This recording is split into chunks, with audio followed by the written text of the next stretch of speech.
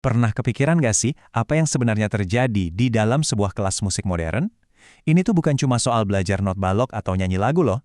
Hari ini, kita bakal bongkar rahasia gimana sebuah pelajaran musik yang kelihatannya sederhana ternyata dirancang buat ngebangun skill yang jauh lebih besar dari sekedar nada dan irama. Yuk, kita mulai. Nah, pertanyaan ini nih yang jadi inti pembahasan kita. Ini bukan cuma soal gimana cara goyangin sebuah alat musik, tapi lebih dalam lagi gimana sebuah benda simple kayak marakas ini bisa jadi alat buat ngajarin kerjasama, saling mendengarkan, dan akhirnya nyiptain sesuatu yang indah bareng-bareng. Inilah yang mau kita bedah sama-sama. Jadi, apa dong misi di balik semua alunan melodi ini? Gini, pelajaran ini sebenarnya punya tujuan ganda. Ada tujuan yang kelihatan di permukaan, yang tertulis di kurikulum. Tapi, ada juga misi tersembunyi yang jauh lebih dalam dan penting. Oke, secara resmi di atas kertas, ini nih yang harusnya dicapai sama murid-murid. Mereka belajar soal ritme, tempo, tampil bareng dalam grup, dan saling menghargai karya temannya. Jelas, ini semua skill musik yang penting banget. Tapi, ini baru kulitnya doang. Dan disinilah ceritanya jadi seru banget. Anggap aja tujuan resmi yang tadi itu cuma puncak dari gunung es. Pelajaran yang sebenarnya, yang paling berharga, justru ada di bawah permukaan. Sesuatu yang fundamental banget buat ngebangun karakter mereka. Inilah dia, misi tersembunyinya, yang ternyata basisnya adalah profil pelajar Pancasila.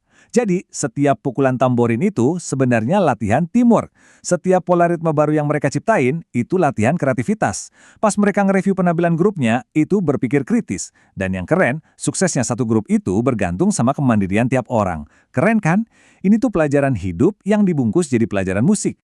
Terus gimana caranya guru bisa ngewujudin ide-ide gede ini di kelas? Jawabannya ternyata ada di kesederhanaan. Coba deh kita lihat alat-alat apa aja yang mereka pakai dalam perjalanan musik ini. Jadi, murid-murid itu dikasih dua jenis alat musik dasar. Pertama, alat musik ritmis. Ini kayak marakas atau tamborin. Tugasnya simpel, jadi fondasi, jadi detak jantung lagunya. Terus, ada alat melodis, kayak pianika atau recorder. Nah, ini yang nyanyiin melodinya. Dengan ngebagi peran kayak gini, mereka langsung paham soal struktur dan harmoni dalam musik. Konsep pertama yang paling dasar itu ritme. Dan ini bukan sekedar mukul-mukul alat musik ya. Ini soal pola. Soal kapan harus main, dan yang sama pentingnya, kapan harus diam. Ngerti ritme itu langkah pertama buat ngerti caranya kerja bareng dalam satu tim. Berikutnya ada tempo. Gampangnya ini soal kecepatan musik. Lagunya mau dibikin santai atau yang bikin semangat? Nah, pas mereka ngendaliin tempo bareng-bareng, disitulah mereka belajar buat saling dengerin. Mereka belajar ikutin satu arahan. Ini latihan disiplin bareng-bareng. Terus yang terakhir, ada dinamika. Ini soal volume. Kapan mainnya pelan, kayak bisik-bisik, dan kapan harus kenceng. Dinamika ini yang nambahin emosi ke musiknya. Dan coba bayangin, ngatur dinamika bareng-bareng satu grup, itu level kerjasamanya udah lebih tinggi lagi. Butuh kepekaan sama teman satu tim. Oke, dengan semua alat dan konsep dasar tadi, petualangan mereka pun dimulai. Prosesnya ini udah dirancang rapi banget, kayak cerita yang punya 3 babak. Tujuannya, buat ngubah mereka dari yang tadinya cuma main sendiri-sendiri, jadi bisa tampil bareng sebagai satu tim. Perjalanannya dibagi jadi 3 tahap. Tahap pertama itu eksplorasi. Ini momen seru-serunya, pas mereka nyobain semua alat, nemuin suara-suara baru, terus masuk ke tahap elaborasi. Nah, disinilah keajaiban dimulai. Mereka latihan bareng di kelompok kecil, mulai saling dengerin. Dan puncaknya, tentu aja, presentasi. Momen di mana mereka bangga banget bisa tampil sebagai satu kesatuan.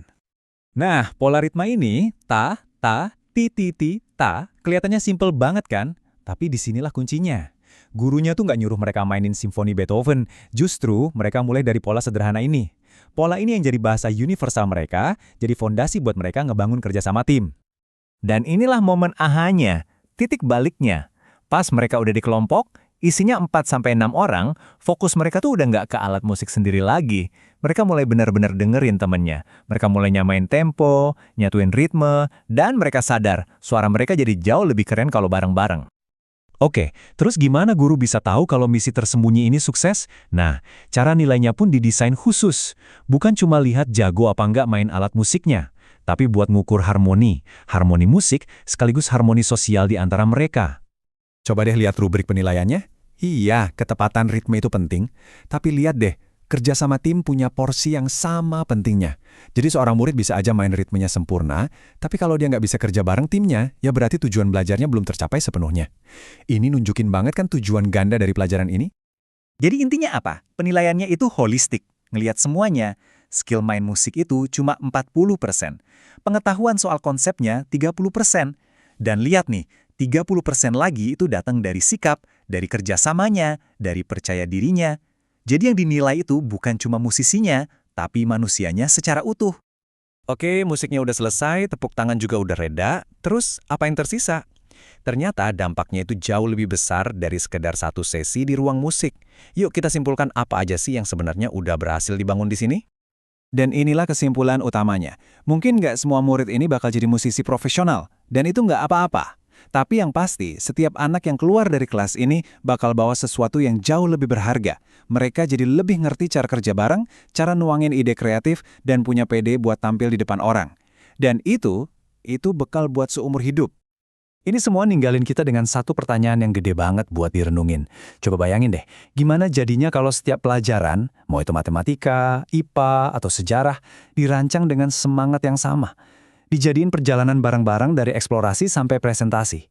Mungkin pendidikan itu intinya bukan cuma nyerap informasi ya, tapi soal seni untuk tampil bersama.